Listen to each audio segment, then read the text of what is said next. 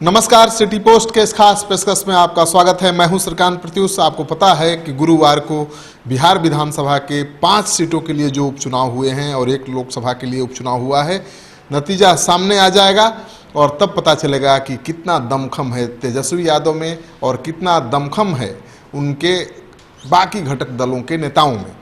और नीतीश कुमार की भी परीक्षा है ये, तो उसी रिजल्ट पर सबकी नज़र टिकी हुई है। लेकिन रिजल्ट आने के पहले अगर कोई सही भविष्यवाणी करता है तो माना जाएगा कि उसकी राजनीतिक समझ ठीक है।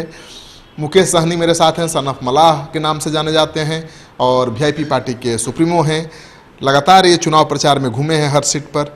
इनसे एक पत्रकार की हैसियत से जानना चाहेंगे कि क्या है लड़ाई और कौन जीतेगा कौन हारेगा। आप बताइए, एज ए नेता नहीं, आप हर आदमी पत्रकार है आज, आप हर जगह घूमे, सही बताइए कि आप कौन कौन सीट पर क्या लड़ाई है। जैसे दरौंदा है, दरौंदा भी आप गए थे, क्या है वहाँ पर? दरौंदा नहीं, नाथनगर। अच्छा, नाथनगर। निश्चित तौर पे न्यूट्रल मैं आपके बीच में रखूंगा, क्योंकि जो भी परिणाम है वो कल 24 घंटे के अंदर आ जाएंगे और हमारे कहने से या आपके कहने से, किसी कहने से कुछ नहीं होने वाला। जो जनता का आशीर्वाद जिसको जो प्राप्त हुआ वो हो गया ऑलरेडी। लेकिन एक समीकरण की बात है, तो उसके अनुकूल मैं कहूँगा कि नाथनगर में मैंने देखा कि वहाँ पे मांझी जी भी अपने कैंडिडेट उतारा, जहाँ पे मैंने खुद मदद किया है। आरजेडी के तरफ से भी कैंडिडेट उतारा गया है और एनडीए की तरफ से जेडीयू की तरफ से उतारा गया। तो जेडीयू एक अति पिछड़ा को कैंडिडेट बनाया है, मांझी जी भी अति पिछड़ा को उतारा है और तेजस्वी जी ने खास करके वो मुस्लिम भाई में कैंडिडेट बनाया। तो वहाँ पे ऐसा है कि एमवाई एकदम सॉलिड है, एमवाई सॉलिड और वोटिंग परसेंटेज भी 43% गिरा है। और एमवाई का अगर कह सकते हैं कि वोट गिरने का अगर तरीका है तो 20 से 22% वोट गिरता है। और वहाँ पे और हम लोग जो मांझी जी का कैंडिडेट है, वहाँ पे अगर हम लोग अगर अच्छा वोट काट लेते हैं, मतलब 15,000 तक आसपास में अगर कह सकते हैं, सब पार्टी तो जीतने के लिए लड़ाई लड़ता है, लेकिन मैं कह रहा हूँ कि 15,000 भी वोट अगर हम लोग अगर ले आते हैं तो निश्चित तौर पर जेडीयू हार जाएगा, क्योंकि हम जितना भी वोट लाएंगे वो दलित और अति पिछड़ा को ही लाएंगे। लेकिन वहाँ पर एक यादव कैंडिडेट है जो से जुड़ा हुआ था, निर्दलीय खड़ा हो गया है, उसका भी अच्छा खासा प्रभाव बताया जा रहा है। उसने लड़ाई को त्रिकोणात्मक बना दिया। उन्होंने मेहनत बहुत अच्छा किया है और उन्होंने कैंपिंग में बहुत अच्छा उन्होंने ताकत दिखाया। लेकिन मुझे जहाँ तक लगता है कि देखिए, वाई जो है खास करके तेजस्वी जी का, वो बहुत ज़्यादा हिलने वाला नहीं है। अगर वो 15,000 10,000 तक अगर हिल जाता है तो निश्चित तौर पे वहाँ पे आरजेडी हार जाएगा, फिर जेडीयू जीत जाएगा। अगर वो 4,000 5,000 वोट लाने में कामयाब होता है तो कोई फर्क नहीं गिरेगा। वो भी 10,000 वोट ला देता है, आप भी 10,000 15,000 वोट ला देते हैं, तो आरजेडी की हार तो निश्चित है। कैसे? हम जो ला रहे हैं वोट तो जेडीयू का वोट ला रहे हैं, अति पिछड़ा वोट ला रहे हैं। हम एमवाई तो नहीं ले पा रहे हैं ना, क्योंकि वहाँ पे ऑलरेडी आरजेडी का कैंडिडेट है, तो हम तो एमवाई में सेंड नहीं मार रहे हैं। लेकिन हम जो मार रहे हैं वो अति पिछड़ा खास करके नीतीश जी के वोट बैंक में कर रहे हैं। और सिमरी बख्तियारपुर जहाँ से आपकी पार्टी लड़ रही है, वहाँ का भी एकदम न्यूट्रल बताएंगे ऐसी उम्मीद का है। सिमरी बख्तियारपुर में देखिए, बहुत बढ़िया से हमने वहाँ पे चुनाव लड़ा।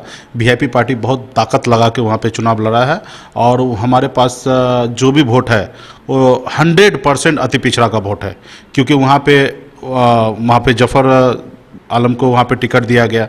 तो एमवाई 100% उनके साथ रहेगा, मेरे साथ नहीं रहेगा। हाँ, दिनेश चंद्र यादव का वहाँ पे जो दूसरा कैंडिडेट है, उधर भी यादव है जेडीयू की तरफ से, तो कुछ यादव का वोट अगर उधर चला गया, मतलब 60-70% चला गया, तभी चांस है कि जेडीयू जीतेगा। और ये ऐसा दिख नहीं रहा है। अगर वहाँ पे अगर 80% अगर तेजस्वी के साथ अगर यादव है तो तेजस्वी वहाँ पे चुनाव जीतेगा।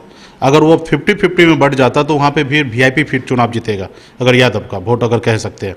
और यानी 20% अगर यादव टूटेगा तो जेडीयू जीतेगा, आरजेडी जीतेगा। और 60% टूटेगा तो जेडीयू जीतेगा। और कितना 50% के आसपास में अगर टूटा तो वहाँ पे वीआईपी जीतेगा। अच्छा। और मेरे पास जितना भी वोट आएगा ओनली फॉर अति पिछड़ा और नीतीश कुमार का वोट, जो खास करके बिहार में नीतीश कुमार क्लेम करते कि मैं अति पिछड़ा का नेता हूं, तो कल उनको 24 घंटे में उनको पता चल जाएगा कि अति पिछड़ा उनके साथ कितना है, खाली बोलने के लिए और नहीं। किस सीट पर आप गए हैं? भाई ये 2 सीट पे मैं खास नज़दीक से मैं वहाँ पे रहा हूँ। तीसरा मैं समस्तीपुर में भी मैं वहाँ पे गया हूँ, कैंपिंग किया हूँ। समस्तीपुर में तो एलजेपी आगे है। हाँ, क्योंकि वहाँ पे सच माना जाए तो महागठबंधन वहाँ से चुनाव नहीं लड़ा सही तरीके से, या कांग्रेस के जो प्रत्याशी है तो जो ताकत से लड़ना चाहिए, क्योंकि 6-7 बार वो चुनाव हार चुके हैं अशोक राम जी। तो जो ताकत से, फोर्सेस से उनको चुनाव लड़ना चाहिए, वो फोर्सेस से उन्होंने चुनाव नहीं आपकी लड़ा। पार्टी के नेता ने दावा किया था कि अगर आपकी पार्टी वहां लड़ती कांग्रेस की जगह पर तो अच्छी लड़ाई होती। हाँ, हम अगर वहाँ चुनाव लड़ते, क्योंकि मैं समस्तीपुर लोकसभा क्षेत्र में ही आता हूँ, मैं, मेरा घर भी है, और वहाँ पे निषाद का वोट 2.25 लाख है। और अगर वीआईपी का अगर सिंबल होता तो हम बहुत मजबूती से लड़ते और बहुत बढ़िया से फाइट देते। और चुनाव तो हार जीत तो जनता डिसीजन लेते, लेकिन हम वहाँ पे इतना आसानी से एनडीए को चुनाव जीतने नहीं। दरौंदा के बारे में क्या आपका फीडबैक है? दरौंदा के बारे में उतना ज़्यादा जानकारी नहीं है, लेकिन वहाँ पे जो हमको समझ में आ रहा है कि वहाँ पे 4 कोनिया लड़ाई हो गया है, तो इस पे समीक्षा करना उचित नहीं होगा। और किसी विधानसभा के बारे में फीडबैक? नहीं, ज़्यादा नहीं, कुछ नहीं। तो मुकेश सहनी बता रहे थे कि विधानसभा के लिए जो उपचुनाव हुए हैं 5 सीटों के और 1 लोकसभा सीट का, उसका क्या नतीजा हो सकता है। हालांकि 2 सीटों पर ये साफ साफ बता रहे हैं कि कुछ भी हो सकता है, नाथनगर और सिमरी बख्तियारपुर। दरौंदा के बारे में कुछ बताने की स्थिति में नहीं है, क्योंकि वहाँ गए नहीं और वहाँ पर कई उम्मीदवार चुनाव मैदान में हैं। बीजेपी का भी बागी उम्मीदवार चुनाव मैदान में है और इससे थोड़ा सा खेल बिगड़ता हुआ दिख रहा है, लेकिन मुकाबला कांटे का है। तो मानकर चलिए कि कल रिजल्ट आना है, 5 विधानसभा की सीटों का रिजल्ट आना है। 5 में से अगर 4 सीटों पर बीजेपी, जेडीयू लड़ रहा है, 1 सीट पर बीजेपी है। किशनगंज में भी बीजेपी को उम्मीद है कि एमआईएम को जो वोट मिले हैं उसकी वजह से उसकी जीत हो सकती है। तो किशनगंज में अगर बीजेपी जीतती है तो बहुत बड़ा प्रयोग होगा, हिंदू वोटरों के ध्रुवीकरण का बड़ा प्रयोग होगा। तो इंतजार करिए, हम भी इंतजार कर रहे हैं। सनफ मलाह ने तो कल अगर कोई एक्सपोज होगा तो सिर्फ नीतीश कुमार एक्सपोज होगा।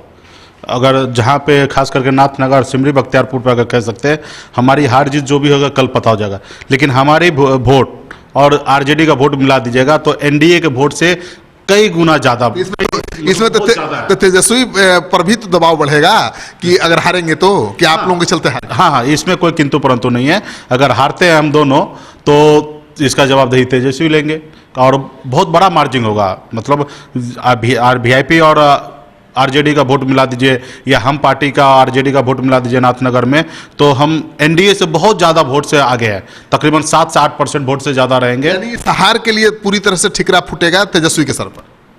नहीं, पूरी तरीके से नहीं, उनका निर्णय जो हुआ है, लेकिन कहीं ना कहीं कोऑर्डिनेशन करने में, निर्णय लेने में, जवाबदेही लेने में उनको ज़्यादा जवाब देना पड़ेगा।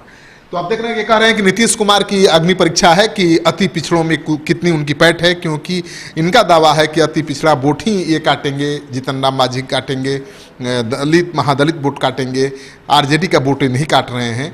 लेकिन इनका ये भी कहना है कि अगर तेजस्वी यादव की पार्टी की हार होती है तो उसके लिए वो खुद जिम्मेवार होंगे, क्योंकि इनके खाते में जितना वोट आया है अगर उसे जोड़ दिया जाए तेजस्वी यादव के खाते में तो एनडीए पराजित हो जाएगा या पराजित हो जाता। क्या सच्चाई है ये तो चुनाव नतीजा सामने आएगा तब पता चलेगा। आप भी इंतजार करिए, हम भी इंतजार कर रहे हैं।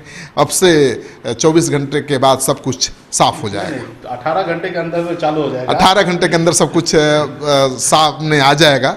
आपको भी इंतजार है बेसब्री से, हमें भी इंतजार है। हम लगातार इस बारे में आपको खबर देते रहे हैं, आपका सहयोग समर्थन भी लगातार मिल रहा है, उसके लिए बहुत बहुत आभार, धन्यवाद।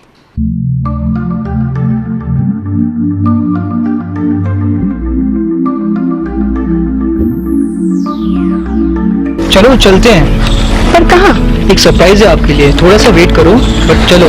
Oh really? Yes. I like surprises, but make sure कि सरप्राइज अच्छा होना चाहिए। डोंट वरी डियर, ये बेस्ट सरप्राइज होगा अभी तक पापा का। मुझे भी सरप्राइज चाहिए। हाँ बेटा, ये सरप्राइज आपके लिए भी है, चलो।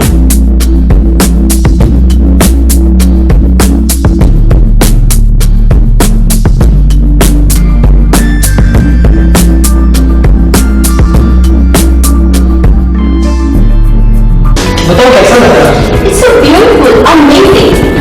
By the way, किसका घर है? ये हमारा घर है, हमारे सपनों का घर है। वाह, हमारे सपनों का घर है। पर क्या हम इसे अफोर्ड कर पाएंगे? Hello sir, hello ma'am. Panorama township की यही खासियत है कि ये बिल्कुल ही अफोर्डेबल है। इसके साथ साथ यहाँ मेट्रो सिटी की तरह सारे अमेनिटीज भी हैं, जैसे कि parking space, temple, club house and many more. सबका सपना घर हो अपना। पैनोरमा।